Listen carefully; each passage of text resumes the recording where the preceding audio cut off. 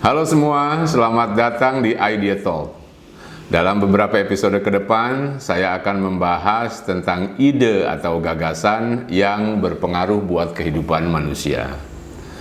Sebagian besar ide ini saya dapat dari buku-buku yang pernah saya baca. Ketimbang mengendap begitu saja, saya pikir bagus juga kalau saya share di channel ini dan kemudian terjadi percakapan di antara kita. Nah, pada episode pertama ini, saya ingin menjelaskan tentang gagasan pencerahan. Ide ini terinspirasi dari bukunya Steven Pinker, berjudul Enlightenment Now. Dalam buku ini, Pinker menjelaskan tentang pentingnya merawat semangat pencerahan yang telah memberikan kebaikan begitu besar bagi kehidupan kita, manusia modern.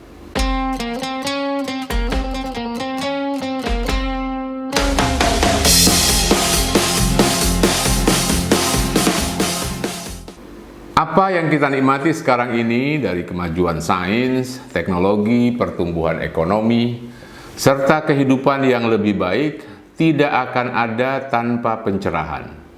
Sayangnya, tidak banyak orang yang menyadari hal ini. Lebih parah lagi, mereka tidak paham apa itu pencerahan dan apa dampaknya bagi kehidupan manusia modern. Sebagian Anda mungkin menganggap pencerahan sebagai proses perubahan hidup seseorang lewat motivasi atau kegiatan meditasi. Kita sering mendengar ada orang yang meminta pencerahan dari orang lain. Kasih pencerahan gue dong.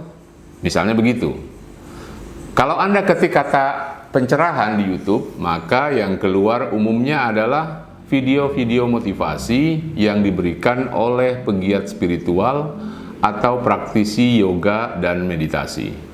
Tapi saya tidak akan bicara tentang pencerahan jenis ini.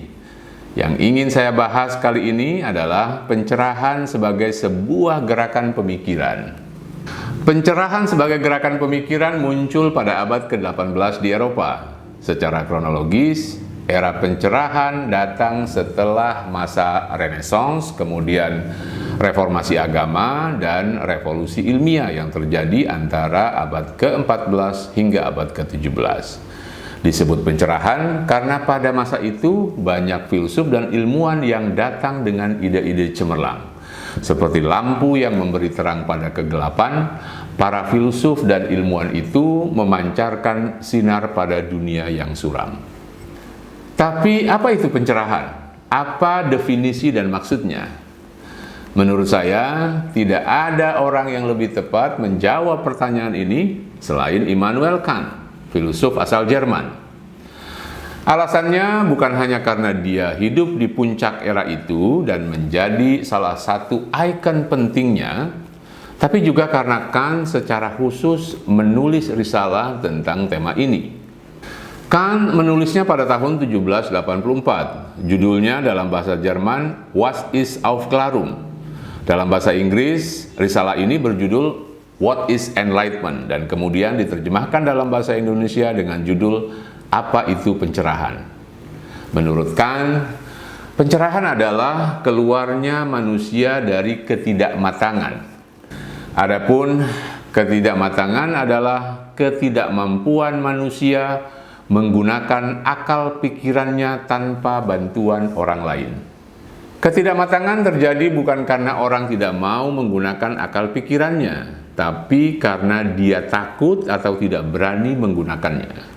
Ada dua kata kunci yang perlu kita perhatikan dari definisi yang dibuat Immanuel Kant ini. Pertama, kata keluar, dan kedua, kata berani. Kant menggunakan kata Ausgang yang berarti keluar. Dalam bahasa Inggris, kata ini diterjemahkan secara beragam. Ada yang mengartikannya emergence, yang berarti bangkit, advance, maju, release, melepaskan, leaving, meninggalkan, dan exit, keluar. Tapi menurut saya, terjemahan yang paling pas untuk kata Ausgang adalah exit, atau keluar.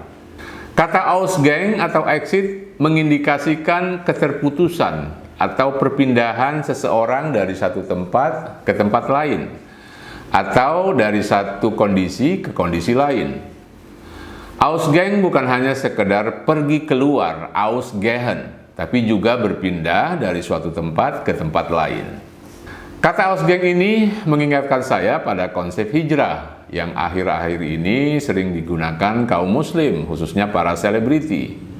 Dalam bahasa Arab, hijrah juga berarti keluar atau berpindah ke tempat yang baru.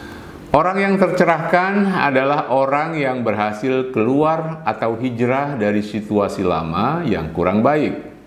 Kata kunci kedua yang disebutkan dalam definisinya adalah berani.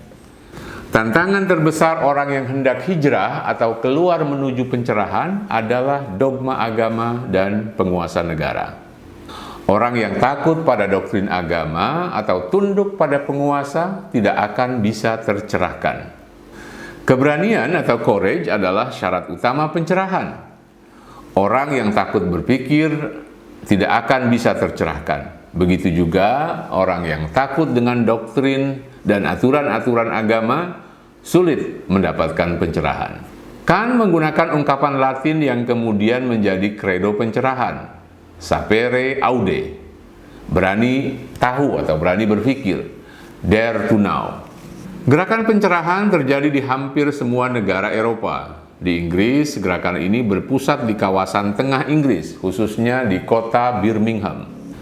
Tokoh-tokoh utamanya adalah Erasmus Darwin, seorang dokter yang juga kakek Charles Darwin, James Watt, penemu mesin uap, dan Joseph Priestley, ahli kimia yang menulis lebih dari 150 karya ilmiah.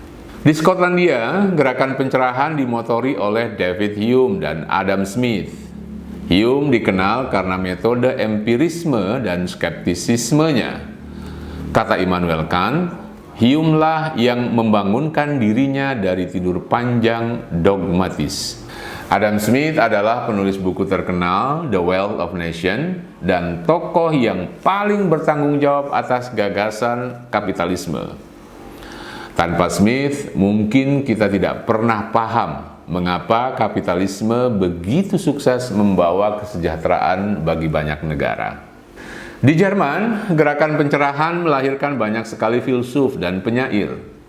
Selain Immanuel Kant, Jerman yang ketika itu masih bernama Kerajaan Prusia memiliki Johann von Herder, Goethe, dan Friedrich Schiller.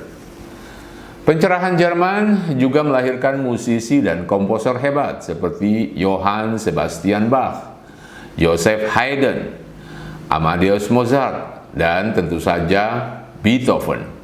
Namun, di antara negara-negara Eropa, gerakan pencerahan di Prancis saya kira adalah yang paling lengkap. Orang Prancis menyebutnya Siècle des Lumières. Berpusat di kota Paris, Siècle des Lumières melahirkan 3 filsuf besar, yaitu Voltaire, Jean-Jacques Rousseau, dan Denis Diderot.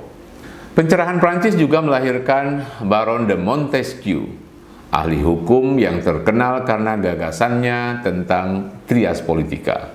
Sampai sekarang, hampir seluruh negara di dunia mengadopsi pemikirannya. Gerakan pencerahan Prancis berujung dengan Revolusi Prancis yang terjadi pada tahun 1789. Pencerahan adalah laboratorium yang melahirkan ide-ide besar yang pada abad selanjutnya mengkristal dalam bentuk gerakan sosial politik. Liberalisme, kapitalisme, komunisme, dan sosialisme adalah ideologi abad ke-19 yang bibitnya disemai pada era pencerahan. Begitu juga, temuan-temuan besar pada abad ke-19 di Eropa berhutang sangat besar pada gerakan ini.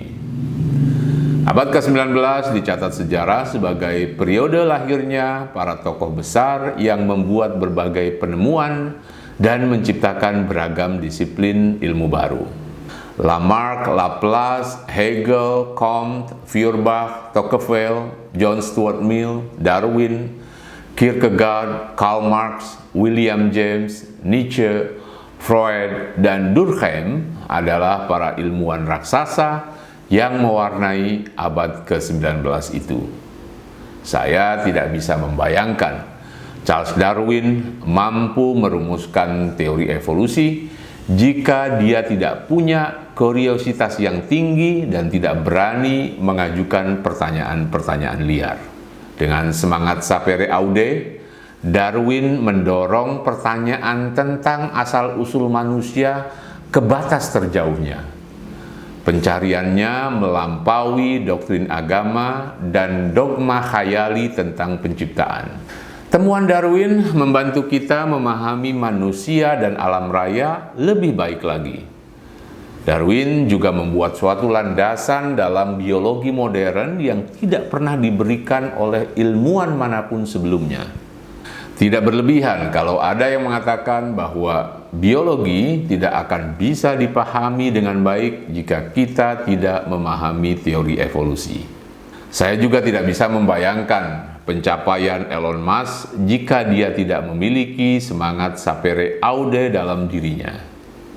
Dua proyek besar yang dikerjakannya, yakni SpaceX dan Neuralink, adalah jawaban dari pertanyaan-pertanyaan fundamental kaum pencerahan di abad ke-18. Eksplorasi alam raya adalah kelanjutan dari revolusi ilmiah yang dimotori oleh Copernicus, Galileo Galilei, dan Isaac Newton. Sementara proyek Neuralink adalah penjelasan konkret atas pertanyaan dasar yang pernah diajukan David Hume seputar karakter alamiah manusia atau human nature. Elon Musk dan para ilmuwan kontemporer seperti Neil deGrasse Tyson, Richard Dawkins, dan Stephen Hawking adalah tokoh-tokoh pencerahan yang hidup di zaman kita. Merekalah yang mewarisi semangat sapere aude yang diikrarkan oleh Kant dulu. Pada akhirnya, pencerahan adalah keberanian menggunakan akal pikiran sendiri. Orang yang meminta bantuan kepada orang lain untuk mendapatkan pencerahan, karenanya bukanlah kegiatan pencerahan. Apalagi yang dimintai pencerahan itu adalah orang-orang yang mengglorifikasi era kegelapan pada zaman pertengahan. Pencerahan tidak datang dari orang lain, tapi dari diri kita sendiri. Sampai jumpa dalam episode Idea Talk yang lain. Ciao.